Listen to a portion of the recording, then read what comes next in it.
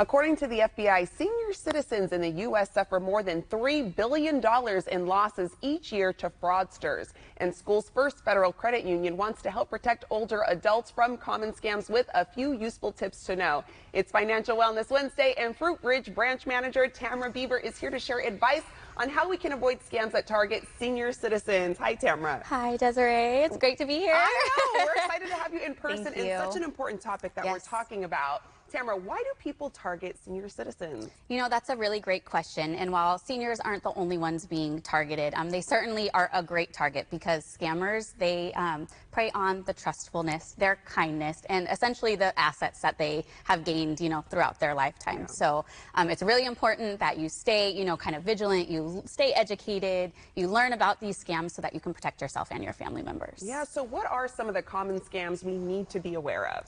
So there are 4 that come to mind right now. And, you know, like I said, fraudsters, they prey on your emotions. They get you to act in a way that they cause fear or some type of urgency in you. So the 4 most common that we see, the first is the tech support scam. And that is where they will pose to be somebody from a technical support representative that wants to fix a problem in your computer that doesn't exist. So they either ask a fee to do this service for you, or they ask to remote into your computer. And once they get into your computer, they have access to all kinds of information, sensitive personal information.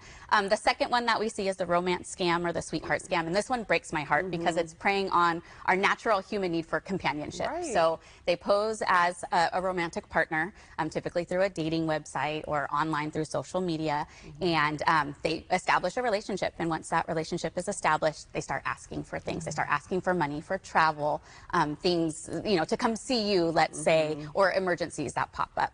Another common one that we see is the lottery or sweepstakes scam. You know, you won this fabulous prize, so just pay us this fee and you will get the goods, you know, and then they never come and you've opened up yourself to a lot of financial loss potentially. And then the fourth one that we see, which is common but not as common as the other, is the grandparent scheme. And what that is you'll get a phone call from somebody posing to be your child or your grandparent, and they're in some type of emergency and they need your help. A car broke down, they're going to get evicted if they don't pay their rent, and they need money right now. And, you know, we've even seen something as extreme as, I am in another country, I got arrested, I need you to pay this money so I can come home. So those are the most common that we see right now. Yeah, I've had a friend that's had the grandparent scheme happen to them, and it's just unfortunate. So we really want to help people prevent this. How do these scams present themselves? You know, they will present themselves in any way that works, but the most common is typically text message, email, or a phone call.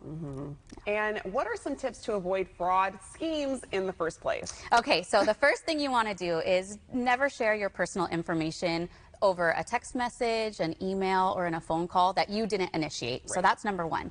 The second thing is don't send cash or gift cards or wire transfers to people you don't know or somebody that you've never met in person. That's a red flag. The third is don't let people remote access into your devices, your computers, because that opens you up to a lot of sensitive information. And I would say the most important thing is to remember, don't act quickly. Resist the urge to just do, and reach out to somebody you trust, like your credit union or your bank, you know, for advice. Because we're here to protect you. We want to guide you with no judgment. A lot of times these things come with embarrassment or shame, so don't feel any of that and come talk to us. Yeah, I like that you mentioned to not just do, because sometimes if you're getting a message like you mentioned, a sweepstakes or a giveaway, you kind of want to react, but to make sure that it's actually legit and credible. So where can we learn more about common scams? The Federal Trade Commission is a great resource of information. You can learn about the common scams, how to protect yourself, and more importantly, how to report a scam if you were victim to some type of fraud. And so you would do that by visiting their website. It's consumer.ftc.gov,